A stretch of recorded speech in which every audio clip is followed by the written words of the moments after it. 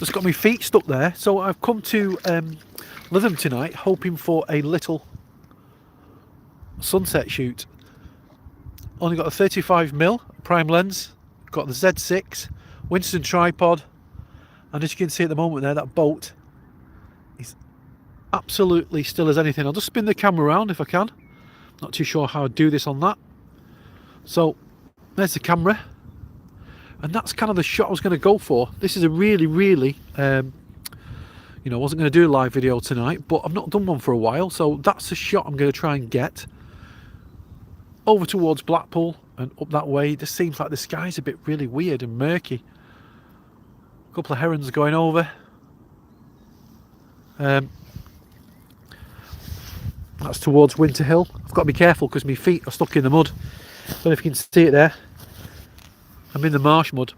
Yes, so there's Lytham Windmill, but as you can see now, the tide is just about turning, or it's just about stopped. And that's the kind of shot I want to go for.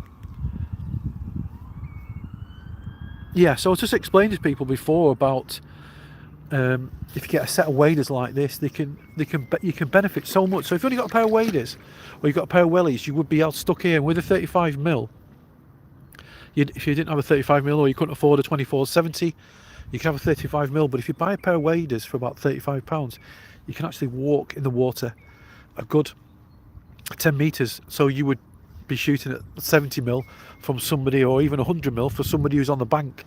So a cheap pair of waders, you only need a prime lens. I haven't got the Z7 at the moment, as you know.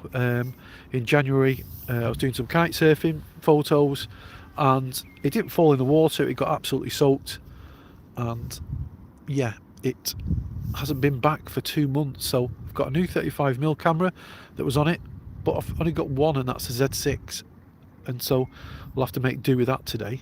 Not too sure how the sound is, but there's no wind.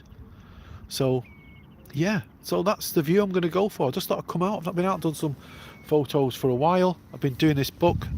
My next book's called Liverpool in Pictures, so if you don't know, if you know, on my Instagram or my Twitter or my Facebook, literally every day. And tomorrow I'll be in Liverpool tomorrow if anybody's about. I'm going to do some I think I'm going to go back into the city centre. I nearly did a Mali photography then, old Chippy, and got stuck in the mud, so I've got to be very careful of that. But that's the shot I'm going to go for over there. So I've just made all the ripples, but there we go. Just going to turn your camera around. Yeah, so we just want the water to stop still now.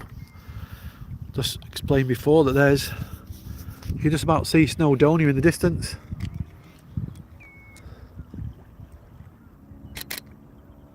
And I'm not sure if you can see that or not, but it's actually gone quite, it's starting to go dark. There we go. It's very blue tonight.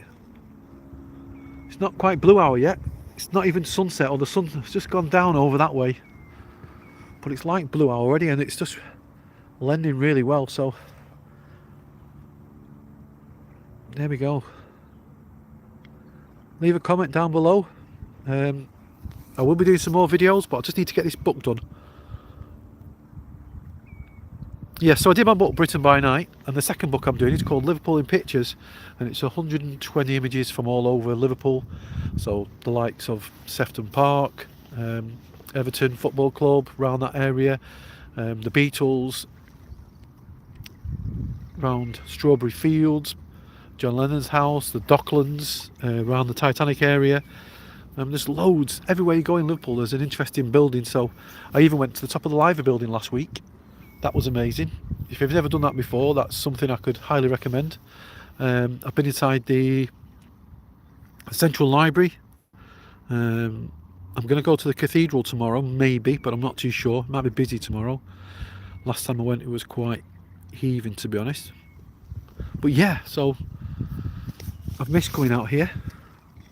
I've not been out for a while. But it's just really simple photography. Not too sure if you can see.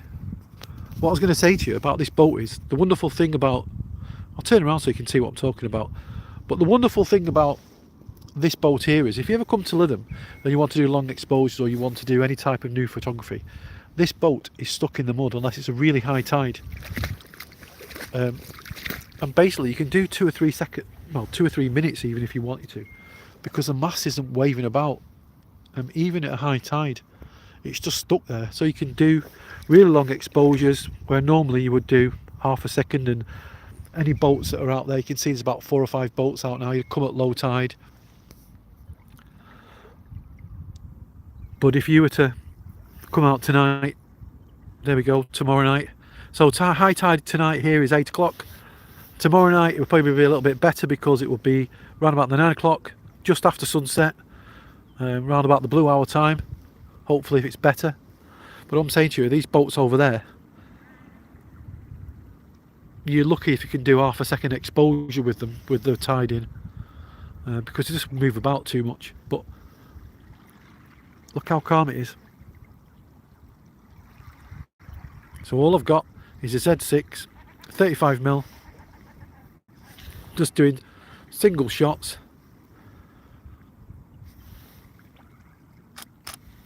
and very simple but beautiful. There we go. Right, I'm going to get going. Thank you for watching. If you're watching, it says there's 2 people watching live. I can't see if anybody's left any comments. Live chat messages are visible, so if you're watching, leave a message or say, ask us a question down below.